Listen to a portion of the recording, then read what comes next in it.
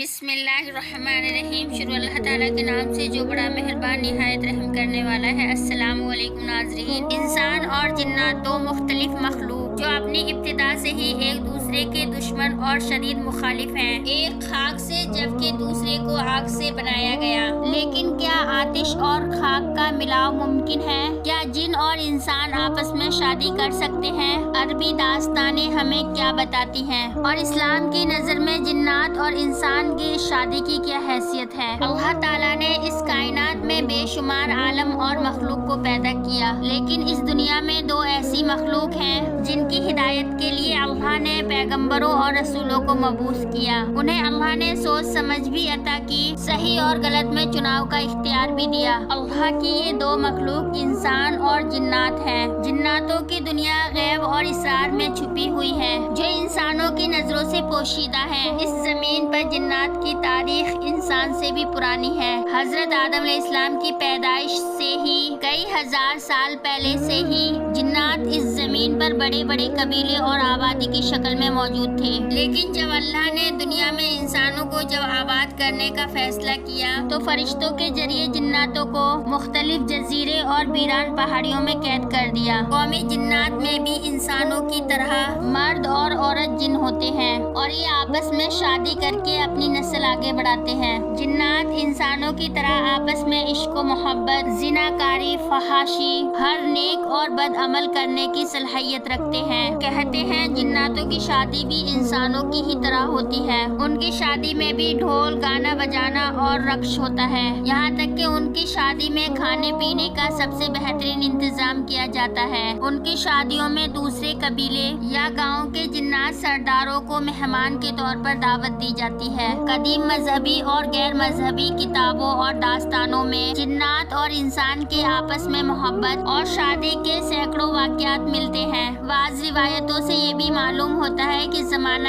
قدیم میں انسان اور جناتوں کی شادی ہوا کرتی تھی۔ چنانچہ ملکہ ابلیس جو حضرت سلیمان علیہ السلام کی بیوی تھی، ان کے ماں اور باپ میں سے ایک جن تھے۔ بہت سارے علماء اور فقیہ نے بھی جنات اور انسان میں شادی کرنے کو ناجائز قرار دیا ہے۔ چنانچہ شادی کو ممنوع اور حرام قرار دینا اس بات کی دلیل ہے کہ ایسا ممکن ہے۔ اگر ایسا ممکن نہ ہوتا تو شریعت میں اس کے حرام یا حلال ہونے کا فتویٰ نہ لگایا جاتا۔ اب سوال یہاں یہ اٹھتا ہے کہ جنات آتشی مخلوق ہیں جبکہ انسان خاکی مخلوق ہے، تو پانی اور آگ کا ملاپ آخر کیسے ممکن ہے؟ اور اس ملاپ کے نتیجے میں اولاد کا ہونا خلاف عقل و شعور نظر آتا ہے۔ دراصل باوجود اس کے کہ جنات آگ سے پیدا ہوئے ہیں، لیکن بعض لوگوں کا خیال ہے کہ جنات اپنی آتشی جسم کی شکل میں نہیں ہوتے ہیں، جیسا کہ حضرت آدم علیہ السلام کی اولاد میں صرف حضرت آدم کے پھر کوئی انسان دوبارہ مٹی سے پیدا نہیں کیا گیا، اسی طرح جنات کا پہلا جد امجد اور تمام جنات کا باپ آگ سے پیدا کیا گیا تھا، لیکن پھر اس کی نسلوں میں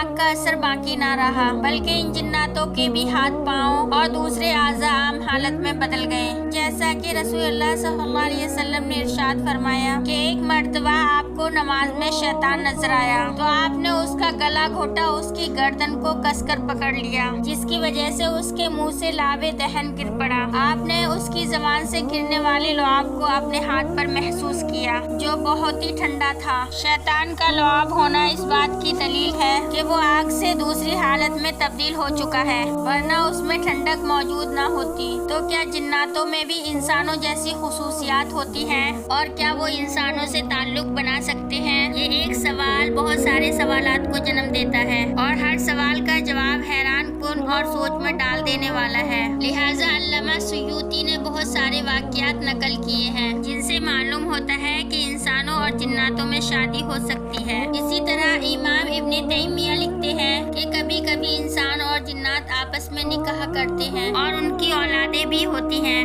جنات اور انسانوں میں شادی یا جنسی تعلقات کے واقعات اسلام سے پہلے اور ظہور اسلام کے بعد بھی ملتے ہیں۔ لہٰذا ابن عساکر میں ایک روایت موجود ہے جس کے مطابق ایک دن رسول اللہ صلی اللہ علیہ وسلم کی محفل میں کاہنوں اور پیشن گوئیاں بتانے والوں کا ذکر چھڑا اور اس سلسلے میں لوگ نے چشم دید واقعات اور حالات بیان کرنے لگے۔ ابن قیس نے بتایا کہ مجھے بھی اس سلسلے میں ایک عجیب اتفاق اتفاق پیش آیا۔ ایام جاہلیت میں میرے پاس ایک لونڈی تھی جس کا نام خلصہ تھا۔ اس لونڈی نے ایک روز ہمیں بتایا کہ ان دنوں مجھ پر ایک عجیب حالت گزر رہی ہے اور میں ڈرتی ہوں کہ تم مجھ پر بدکاری یا حرام کاری کا الزام نہ لگا دو کہ صورت یہ ہے کہ ہر روز مجھ سے ایک سیاہ فام وجود ہم بستر ہوتا ہے۔ چنانچہ کچھ ماہ بعد وہ لونڈی حاملہ ہو گئی۔ پھر وقت مقررہ پر اس نے ایک بچہ جنا جس کے کان کتے کی طرح تھے اور اس کی شکل عام انسانوں کی طرح بھی نہیں تھی۔ جب وہ کچھ بڑا ہوا تو کاہنوں کی طرح باتیں کرنے لگا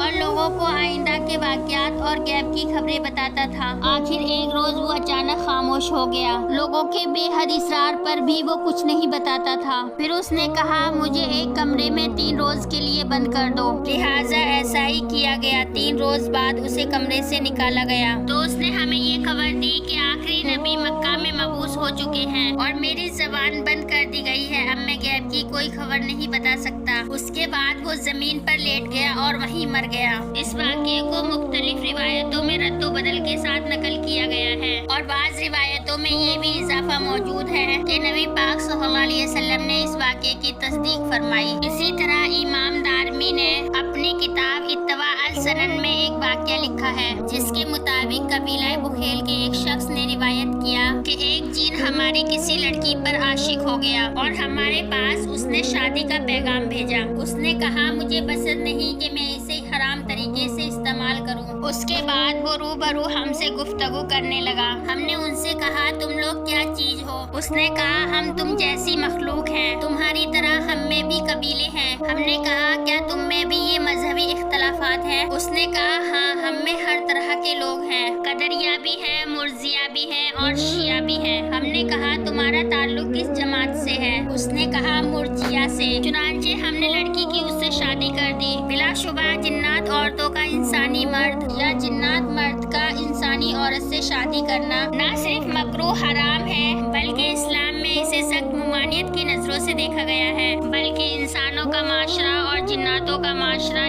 بالکل الگ اور مختلف ہے۔ اس لیے اللہ نے انسانوں پر احسان کیا اور ہمارے لیے انسانوں میں ہی عورتیں اور مردوں کے جوڑے پیدا فرمائے۔